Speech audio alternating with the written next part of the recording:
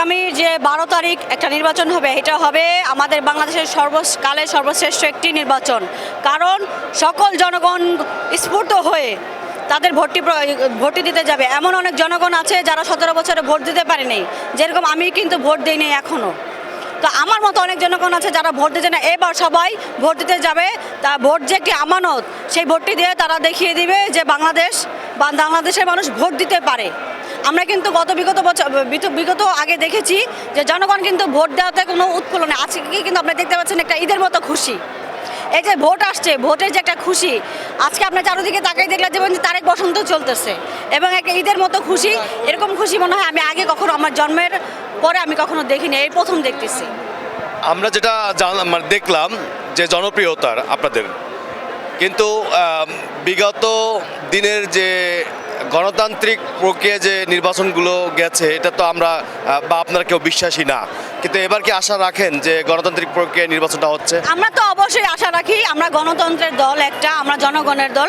আমরা অবশ্যই আশা রাখি যে এবার একটা সুষ্ঠু ভোট হবে, সবাই তার ভোটাধিকার প্রয়োগ করবে এবং জনগণ যাকে ভোট দিবে আমরা অবশ্যই জাতীয়তাবাদী দল তার পক্ষে থাকবো। জনগণ এবার যাকেই বেছে নেই। তারা তো নতুন না, তারা মুখে বলে যে আমির একদিন বলেছে, যে কয়েকদিন আগে বলেছে আমরা নারীদের অপমান বরদাস্ত করব না, আমরা এই করব না, আমরা সেই করব না, আমরা নারীদের পক্ষে আছি। ভাই, আপনি বাস্তবে দেখেন ফেসবুকে প্রত্যেকটা নারীকে এই গালিগালাজ কারা করে? এই ভোট বাহিনী, এই জামাত শিবির।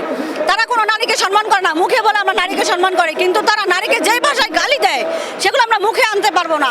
আর তারা এই যে আমরা দেখেছি একটা জামাত শিবিরের লোক নারীকে লাথি মেরেছে পেটের মধ্যে, তারা আবার জেল থেকে বাড়িয়ে এসে জামাত শিবির সেই লোকটাকে আবার ফুলের মালা দিয়ে বরণ করেছে। তারা মুখে এক, তারা হচ্ছে মুনাফেক, মুখে বলে এক, কাজে তারা আরেক। নারীদের কখনোই তারা সম্মান করেনি। 71-এ যারা ছিল ধর্ষণকারী, রাজাকার, এখনো তারা সেটাই আছে। এখন তারা নারীকে পতিতা বলেছে, তাদের আইডি নাকি হ্যাক হয়েছে। তাহলে আইডি কয়েক মিনিটের মধ্যে কিভাবে হ্যাক হয়, আবার কিভাবে ফিরে পায়, আমাকে সেটা আপনাকে বলেন। এটা তো নতুন না। আর ফেসবুক দেন পুরো বাংলাদেশের প্রেক্ষাপট আপনি তাকিয়ে দেখলে দেখবেন এই নারীকে হ্যারাসমেন্ট করে জামাত শিবির এবং এই ভোট বাহিনী।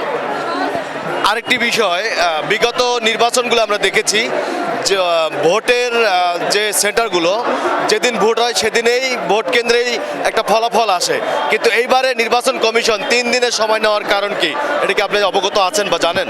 না, আমি 3 দিনের সময় নিয়েছে সেই বিষয়টা আমি আসলে জানি না। তবে আগে তো দিনের ভোট রাতে হয়েছে, জনগণ ভোট দিতে পারেনি। কিন্তু এবার আমরা আশাবাদী জনগণ তার ভোট দিবে এবং তার গণতন্ত্র ফিরে পাবে এবং এই ভোটের মাধ্যমে এমন একটি সরকার গঠন করবে যেটি হবে জনগণের সরকার এবং জনগণের জন্য কাজ করবে। আমরা চাই এই বাংলাদেশকে একটি এমন সুন্দর একটা স্বপ্নময়ী দেশ দেখতে, যেটা কোনোদিন বাংলাদেশের আগে কখনো হয়নি। আমরা বাংলাদেশকে এমন একটি জায়গায় পৌঁছে নিয়ে যেতে চাই যেখানে আমরা বাংলাদেশি বলে আমরা গর্ববোধ করতে পারি। আমরা চাই এমন একটি বাংলাদেশ হোক, গণতন্ত্রের একটি বাংলাদেশ হোক, সবাই কথা বলতে পারবে, যেখানে বিরোধী দল, সরকারি দল, বিরোধী দল আমরা সবাই এক কাতারে এক জায়গায় এসে আমরা এই দেশটি গড়ে তুলতে চাই। স্বপ্নের মতো একটি দেশ চাই আমরা। ভোট সুষ্ঠু হবে আশা করছেন? জি, ভোট সুষ্ঠু হবে আশা করছেন? আমরা তো আশাবাদী। আমরা চাই আমার ভোটটা আমি সুষ্ঠুভাবে দিব এবং সবাই যাতে সুষ্ঠুভাবে ভোট দিতে পারে, এই আশায় আমি ব্যক্ত করছি।